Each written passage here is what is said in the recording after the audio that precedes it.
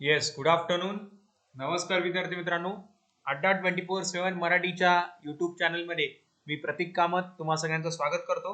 Welcome all of you. वेगवेगळ्या स्पर्धा परीक्षांचं मार्गदर्शन अड्डा 24/7 मराठीच्या वतीने आपण विद्यार्थी मित्रांना उपलब्ध करून देतो. यामध्ये वेगवेगळ्या परीक्षांच्या संदर्भात आपली लाईव्ह क्लासेस आपण कंडक्ट करत असतो. तर आता गेले काही दिवस आपण करंट अफेअरच्या दृष्टीने स्पेशली असे क्लासेस सुरू केलेले आहेत. कालचं जे सेशन होतं त्या सेशनमध्ये आपण इंटरनॅशनल कोर्ट ऑफ जस्टिस म्हणजे ज्याला आपण आंतरराष्ट्रीय न्यायालय म्हणतो त्याच्याविषयी इन्फॉर्मेशन आपण घेतली होती. तर या ज्या संस्था आहेत विद्यार्थी मित्रांनो त्या करंट अफेअरच्या दृष्टीने महत्वाच्या असतात. आता हेच बघा, आजची जी संस्था आपण बघत आहोत ती आहे युनायटेड नेशन्स एन्व्हायरमेंट प्रोग्राम आणि या संस्थेला 50 वर्ष पूर्ण झालेली आहेत. तर आपल्या स्पर्धा परीक्षांच्या दृष्टीने एमपीएससीच्या ज्या टेक्निकल सर्व्हिसेस आहेत, राज्यसेवा आहे, कंबाईन गट आहे, गट का आहे, अशा स्पर्धा परीक्षांच्या दृष्टीने वेगवेगळ्या संस्थांचं महत्व असतंच. पण आता ज्या संस्था चर्चेमध्ये असतात, फॉर एक्झाम्पल आता इथंच बघा ना, या संस्थेला 50 वर्ष पूर्ण झालेली आहेत. तर या संस्थांवर निश्चित पद्धतीने प्रश्न आपल्याला अपेक्षित आहेत.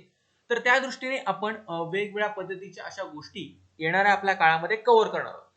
तर कालचं सेशन सुद्धा आपलं झालेलं आहे. तर कालचं सेशन ज्यांनी बघितलं नसेल त्यांनी प्लीज बघून घ्या. आणि आता आपलं आजचं जे सेशन आहे त्यामध्ये आपण युनायटेड नेशन्स एन्व्हायरमेंट प्रोग्राम याबद्दल आपण बोलणार आहोत. चला तर मग सुरू करूयात आजच्या आपल्या सेशनला. पण सेशनला सुरू करण्यापूर्वी आपलं जे सेशन आहे विद्यार्थी मित्रांसोबत जास्तीत जास्त शेअर करा, सेशनला लाईक करा. त्याचबरोबर तुमच्या काही शंका असतील तर त्या फटाफट चॅट बॉक्सवर टाकत राहा. तर बघा, निसर्गाच्या गतीचं अवलंब करा, तिचे रहस्य धैर्य आहे. आता आज आपण पर्यावरणाच्या संदर्भात संस्था बघतोय विद्यार्थी मित्रांनो, बरोबर आहे, पर्यावरणाच्या संदर्भात संस्था बघतोच आहे. तर निसर्ग हा एक अतिशय महान असा एक प्रकारचं रहस्य आहे. निसर्ग मुळातच रहस्य आहे असं मला वाटतं. तर त्या निसर्गाच्या गतीचं अवलंब करा, त्याचं रहस्य आपल्याला लक्षात येईल. त्याचं रहस्य आहे धैर्य. त्यामुळे कुठलीही गोष्ट धैर्याने घ्या. आता आपण पर्यावरणाशी संबंधित संस्था बघतोय आणि ते रिलेव्हन्स पर्यावरणाशी आहे म्हणून गोष्ट तुम्हाला मी सांगितली. चला आता बघा, आज आपल्याला या युनायटेड नेशन्स एन्व्हायरमेंट प्रोग्रामच्या संदर्भात तिचं स्थापना कधी झाली हे बघायचं आहे. कारण आपण म्हणतोय तिला 50 वर्ष पूर्ण झालेली आहे. जर 50 वर्ष पूर्ण झालेली असतील तर तिची स्थापना आपल्यासाठी महत्वाची आहे. ही जी संस्था आहे हिला 50 वर्ष पूर्ण झालेली आहेत, सुवर्ण महोत्सवी वर्ष आहे. त्यामुळे आपल्याला थोडंसं डिटेलमध्ये माहिती पाहिजे. त्याच्यानंतर तिचं मुख्यालय कुठे आहे ही सगळ्यात महत्वाची गोष्ट. स्थापना, त्याच्यानंतर मुख्यालय आणि आता काही कार्य सुद्धा तिची असते. आपल्याला नावावरून लक्षात आलंय युनायटेड नेशन्स एन्व्हायरमेंट प्रोग्राम. तर पर्यावरणाच्या संदर्भात काहीतरी संस्था काम करत असेल त्यामुळे तिचं कार्य आलं आणि तिला आता 50 वर्ष पूर्ण झालेली आहे. तर या सगळ्या गोष्टी आपल्याला स्टेप बाय स्टेप बघायच्या.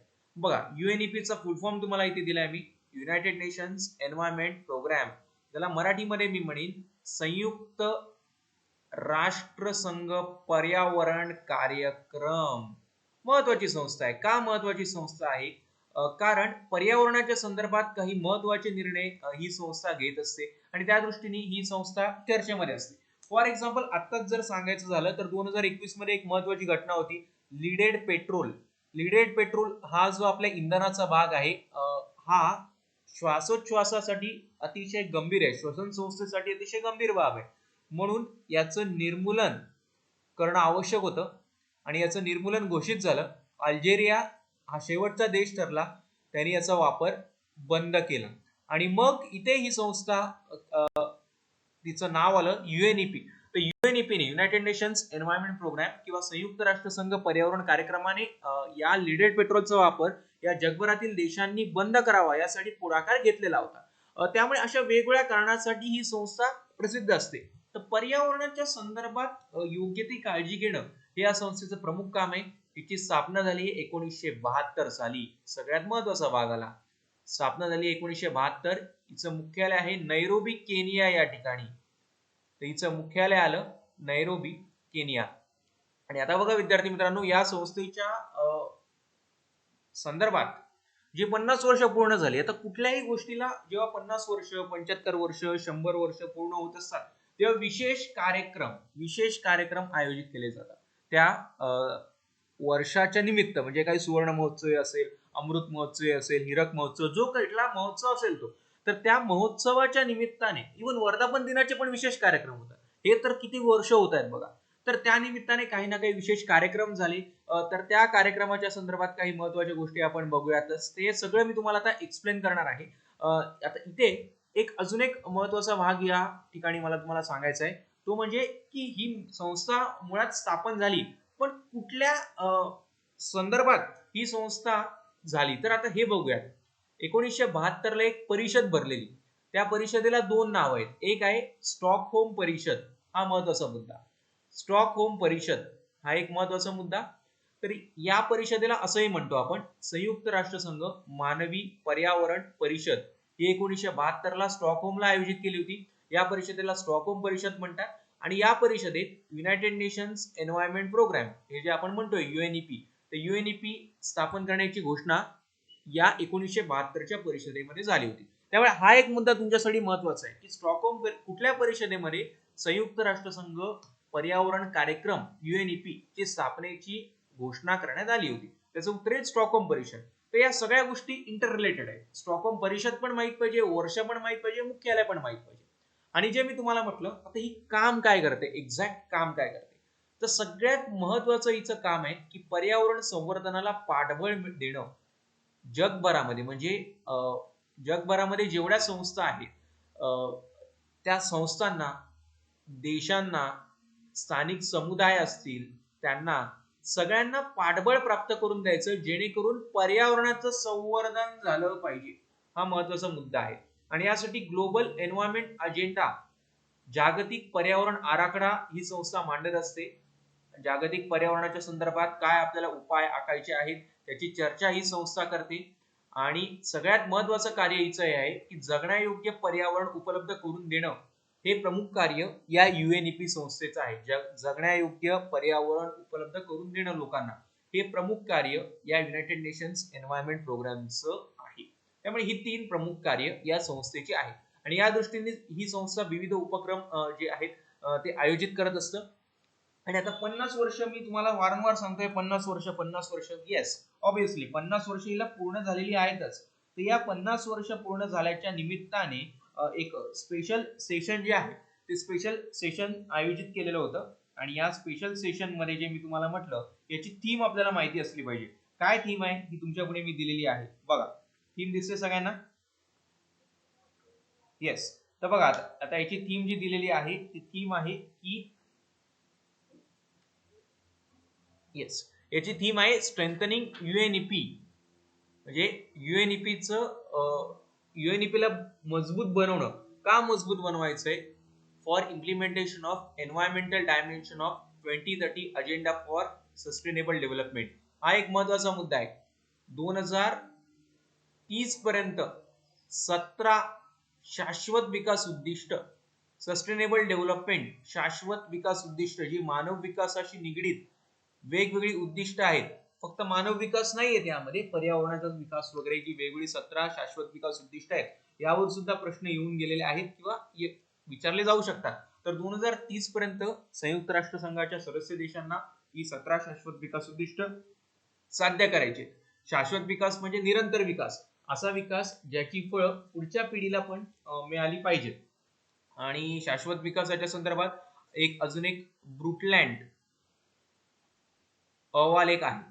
या ब्रुटलँड अहवालामध्ये शाश्वत विकासाचा उल्लेख आला होता. हे मी वारंवार तुम्हाला सांगतो कारण या सगळ्या महत्वाच्या गोष्टी इंटर रिलेटेड आहे. तर हा जो युएनईपीचा जो उपक्रम आहे, त्या युएनईपीला 50 वर्ष पूर्ण झालेली आहेत. त्यानिमित्ताने एक थीम त्यांनी ठेवलेली, ही थीम लक्षात ठेवायला लागली. आणि आता इथे युएनईपीचं जे मुख्यालय आहे नैरोबीला कार्यक्रम सुद्धा झालेला 50 वर्षाचा.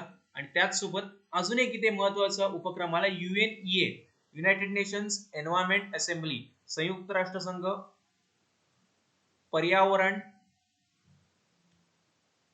सभा, संयुक्त राष्ट्रसंघ पर्यावरण सभा. ही स्थापन कधी झाली? ही झाली 2012 मध्ये.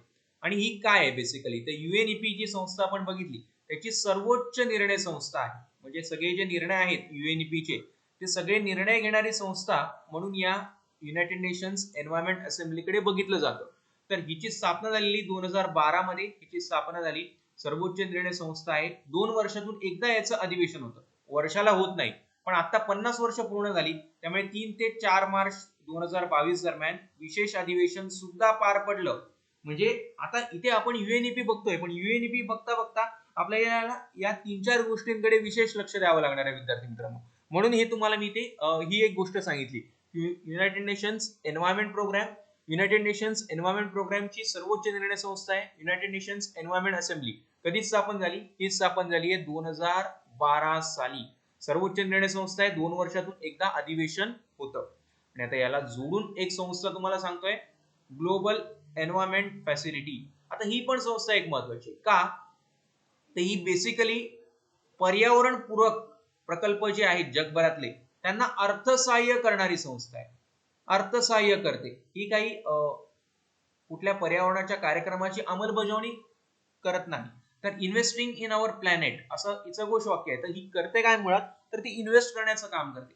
ही जागतिक बँकेने स्थापन केली होती 1991 मध्ये. पण इथे जागतिक बँकेला मदत कोण करतं, तर जागतिक बँकेला मदत करणारी संस्था आहे परत आपली आली युएनईपी. त्यामुळे युएनईपीचं ह्या सगळ्या दृष्टीने महत्व आहे बघा. या ग्लोबल एन्व्हायरमेंट फॅसिलिटीच्या कार्यक्रमामध्ये जर जागतिक बँकेला मदत करत असेल तर ती कोण संस्था करते, त्याचं उत्तर आलं global environment facility. Global environment फॅसिलिटीला कोण मदत करतं, तर ती मदत करते आपली युएनईपी. क्लिअर इथपर्यंत सगळ्यांना? तर या महत्वाच्या गोष्टी आहेत. त्यामुळे जेव्हा जेव्हा मी संयुक्त राष्ट्रसंघ पर्यावरण कार्यक्रम करीन तेव्हा युएनईए युनायटेड नेशन्स एन्व्हायरमेंट असेंब्ली मला माहित पाहिजे, जिची स्थापना झाली आहे 2012 मध्ये. आणि जीईएफ मला माहित पाहिजे, जीईएफ आहे 1991 मध्ये. जीएफ मध्ये हिचं काम काय, ग्लोबल एन्व्हायरमेंट फॅसिलिटी मध्ये मदत करणं जागतिक बँकेला. आणि युएनईए ही याची सर्वोच्च निर्णय संस्था आहे. आणि आता सगळ्यात महत्वाचा भाग जो आहे, वेगवेगळ्या संस्था वेगवेगळे अहवाल प्रकाशित करत असतात. वेगवेगळ्या संस्था वेगवेगळे अहवाल प्रकाशित करतात. जागतिक बँक, IMF वेगवेगळे अहवाल प्रकाशित करतात. तर आता इथे ग्लोबल एन्व्हायरमेंट आउटलुक हा एक महत्वाचा अहवाल असतो. जागतिक पर्यावरणाच्या संदर्भात काही महत्वाचे मुद्दे या अहवालाच्या माध्यमातून मांडले जातात. तो अहवाल देखील ही संस्था प्रकाशित करते. त्यामुळे हा सुद्धा महत्वाचा भाग आहे. 50 वर्ष पूर्ण होत आहे, तर आपल्याला डिटेल मध्ये माहिती या युएनईपी ची पाहिजे, कुठले अहवाल प्रकाशित केले जातात. दुसरा एक अहवाल आहे एमिशन गॅप रिपोर्ट. जे पर्यावरणामध्ये जे उत्सर्जन होतं वायूंचं, त्याच्यामध्ये जे काही गॅप आहे त्याचा एक अहवाल ही संस्था प्रकाशित करते. And invest into healthy planet, invest into healthy planet हा एक अहवाल आहे विद्यार्थी मित्रांनो. इन्व्हेस्ट इनटू हेल्दी प्लॅनेट हा सुद्धा अहवाल या युएनईपी संस्थेच्या वतीने प्रकाशित केला जातो. तर अशा पद्धतीने हे जे वेगवेगळे अहवाल आहेत, म्हणजे आता मी जर तुम्हाला इन समराइज करायचं झालं, तर इन शॉर्ट मध्ये समराइज करायचं झालं तर संयुक्त राष्ट्रसंघ पर्यावरण कार्यक्रम किंवा युएनईपी हिचं स्थापना वर्ष तुम्हाला माहित पाहिजे, तिचं मुख्यालय तुम्हाला माहित पाहिजे. स्थापना वर्ष आहे 72, मुख्यालय आहे नैरोबी. आणि ज्या महत्वाच्या ज्या गोष्टी आहेत, for example global environment facility, आता ती जागतिक बँकेने जरी स्थापन केलेली असली तरी तिच्यामध्ये ग्लोबल एन्व्हायरमेंट फॅसिलिटीचा रोल आहे, बरोबर की नाही? आताच तुम्हाला मी सांगितलं. दुसरा महत्वाचा मुद्दा काय, तर जागतिक पर्यावरणाच्या संदर्भात जी युनायटेड नेशन्स एन्व्हायरमेंट असेंब्ली आहे तिची सर्वोच्च निर्णय संस्था आहे आणि हिचे 3 अहवाल. तर या सगळ्या गोष्टी इंटर रिलेटेड आहेत. आणि जेणे की तुम्हाला परत सांगतोय, तिला 50 वर्ष पूर्ण झाली आहेत, त्यामुळे या गोष्टी तुम्हाला माहिती असणं आवश्यक आहे. मग ही अशा पद्धतीने एकंदरीत सगळ्या गोष्टीचा लेखाजोखा तुमच्या पुढे मी मांडलेला आहे या युनायटेड नेशन्स एन्व्हायरमेंट प्रोग्रामच्या बाबतीत. तर तुम्हाला या संदर्भात काही डाऊट असेल तर तुम्ही चॅट बॉक्स मध्ये टाकू शकता. आपलं जे सेशन आहे हे जर आवडलं असेल तर जरूर याला लाईक करा, आपल्या विद्यार्थी मित्रांसोबत शेअर करा. तुमचा फीडबॅक आमच्यासाठी अतिशय महत्त्वाचा भाग आहे. त्यामुळे तुमचा जो काही फीडबॅक असेल तो प्लीज चॅट बॉक्स मध्ये नोंदवा आणि सेशनला लाईक करत राहा. अशाच पद्धतीने जे आहेत नवनवीन गोष्टी मी तुमच्यासोबत घेऊन येणारच आहे. तर सेशन आवडलं असेल तर आपल्या विद्यार्थी मित्रांसोबत शेअर करा. अशाच पद्धतीने नवनवीन गोष्टी घेऊन भेटूयात आपण. तोपर्यंत थांबूया या ठिकाणी. Thank you very much.